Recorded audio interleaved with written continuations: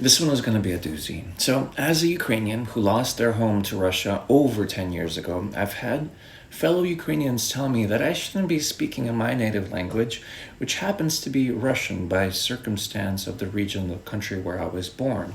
Of course, I find this rude because ain't no one going to tell me that I can't speak in my native tongue. That said, I understand the sentiment. But before we get into all of that, the reason I'm telling you all this is because I find myself within these oddly symbolic forces of fate. I've come to realize that Russia is so adamant about Ukraine not being part of NATO because Ukraine is Russia's cushion from the rest of the world. In a way, Ukraine kind of sits in balance between Western global powers and Eastern global powers. To get deeper into this metaphor, my mother didn't name me Danilo. She named me Danila or Daniil, which is the Russian pronunciation of the same name. Danilo was actually the work of a Ukrainian immigration officer who refused to put Daniel on my immigration papers as a means of protecting Ukrainian culture.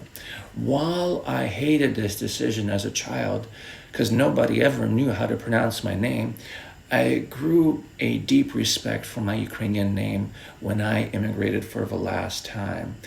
I fully embraced it for its beauty, its meaning, and my preference for my Ukrainian roots.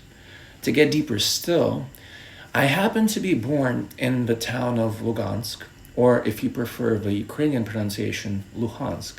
I personally like how Lugansk sounds more, and it's my right to refer to my home whichever way I choose to, despite the hard G being the pronunciation of the oppressor.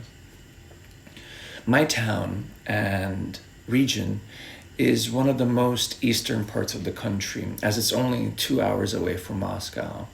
In a way, Donbass, which is the name of my town's region, is Ukraine's cushion against Russia. So I get this spiraling sense of balance between East, West, Ukraine, Russia, Danilo. But still, let's get deeper still. I'm spiritually more aligned with the Ukrainian way of looking at life, but I prefer the Russian pronunciation of my town and the Ukrainian pronunciation of my name. And I want Ukrainians to shut up about which language I am allowed to speak. But I also have playlists with music only in Ukrainian because I understand the value of exclusion, protecting one's culture against a similar whitewashing that the black diaspora in America pushes up against. For my Western folks' knowledge, when Russia created the USSR, they established a policy called Russification, where every satellite country started prioritizing the Russian language and culture instead of their own, which undoubtedly hurt these cultures. America's black diaspora showed me the value of spaces of exclusion from the colonial forces of whitewashing to protect one's own culture. This is why I understand the person who told me that I shouldn't be speaking Russian and why I didn't bug out at them. But I'm making this video to say that this Ukrainian should have had more tact. I lost my hometown over 10 years ago. You got into war 3 years ago.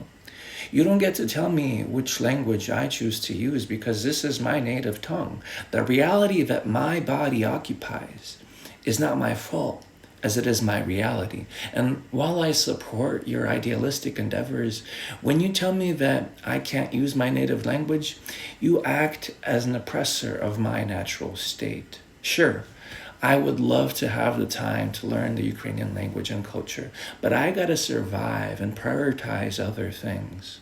You understand that? The balance contained within my body is the philosophy and ideological alignment with Ukraine, while carrying some of the aesthetics, residues of the Russian culture and Russian colonialism. I had 2 Russian grandmas, 1 Ukrainian grandpa, and 1 Japanese grandpa that I didn't even know about till I was 10. Having a Russian grandmother who happened to teach Russian culture and literature gave me an appreciation and respect for the culture which I entertain to this day. Because while Russian people are flawed and they took my home from me under the premise of protecting me, I will still love them, as I still love my native tongue, as I love Ukrainians and our Ukrainian language. As an American citizen, I will still love the Americans that support Russia, as I love the Americans that support Ukraine. This is what adulthood has shown me. Despite these vast global chasms of balance that seem to be resting on the soft bits of my heart, I can infinitely expand my capacity for love to cover more and more complexity, because I understand that you might get overwhelmed from this complexity and lash out. I mentioned that I personally want Donbass to return to Ukraine, but I don't think my opinion matters as much as the opinion of the Ukrainians who stayed in Donbass. You see, Russia has been playing propaganda TV in that region for decades, and many sentiments of people there have shifted towards Russia at this point.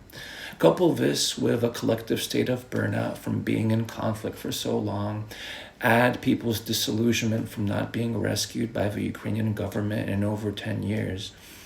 The people of the Donbass region have the absolute right to be upset at everyone, and they have the absolute right to choose who they align with. As a native of the region, I should get to choose too, but I understand my family who's aligned with Russia, and I will still love them, as I will still love you. Message!